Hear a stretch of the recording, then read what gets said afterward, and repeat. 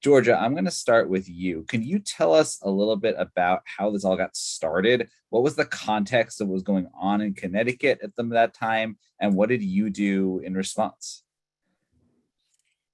What I did was to break one of my cardinal rules, which is never to speak in my anger. So that's the first thing that I did.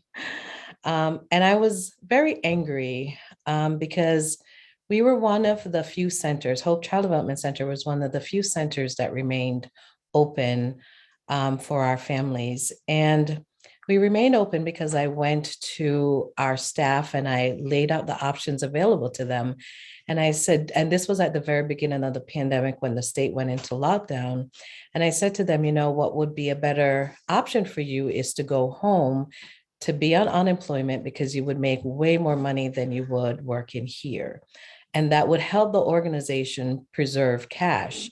And our staff unanimously said, no, we want to stay. We want to support families. We want to support the parents who were essential workers. And we worked during the pandemic. And my staff was scared. We were all scared. We didn't really understand the disease at the time. But we came out and we supported these children and we supported the families. And Connecticut has been blessed in that it has a lot of affinity groups. And one of the affinity groups that we have is CERCLE, which is an organization that I founded. And we also had 95% of our CERCLE providers who remained open as well. And so we saw firsthand, I saw firsthand not only the struggle and the difficulty of managing and keeping children safe, keeping ourselves safe, but I saw the other providers as well. And I also witnessed the providers who shuttered their program at the beginning of the pandemic, their struggle to reopen. So I saw the sacrifice that so many providers made.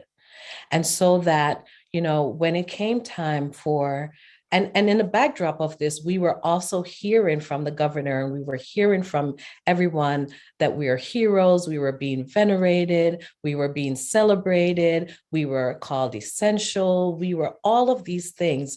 And we were in the spotlight in a way that we were never before. And so the first time we really felt heard, we felt seen, and we felt valued.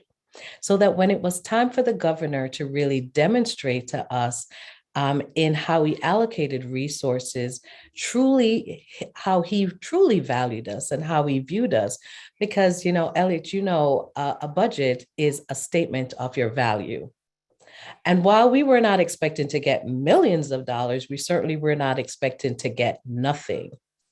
And so when the budget came out and we saw that not only did we get nothing, there was a proposal. One of the proposals that the governor had was to fund to allocate $90 million to upgrade the HVAC system of school buildings that were shuttered while we were open.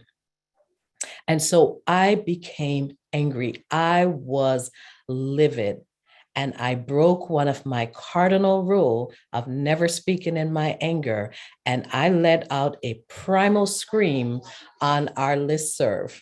And I just poured, and it wasn't even just like an epistle that I wrote. It was just a few sentences just describing my anger, my disappointment, just my absolute just disgust actually over what was actually written into that budget. And I got a flood of providers who responded in kind. And we had a couple of providers as well, a couple of folks that says, well, calm down, let's not go crazy, let's really read the budget, it's pretty early, let's review it. And so we have these wonderful organizations through the Alliance and Connecticut Voices who does the budget analysis and look at how it impacts children. And when they came back, they affirmed what I saw. And I sent a follow-up primal scream and said, let's rise up and let's act out. And and history was made. And so that's pretty much what happened and what the catalyst was. And I want to say it wasn't even something that I started. This was a sentiment that was felt for many years, but I think this was truly the tipping point for so many providers that says enough is enough.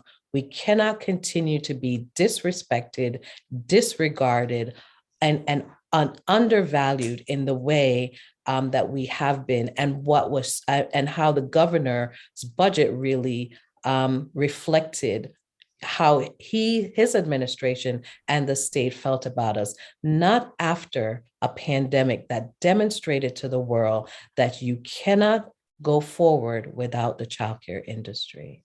Absolutely. And well, as someone said in the chat, they're glad that you let out that primal scream.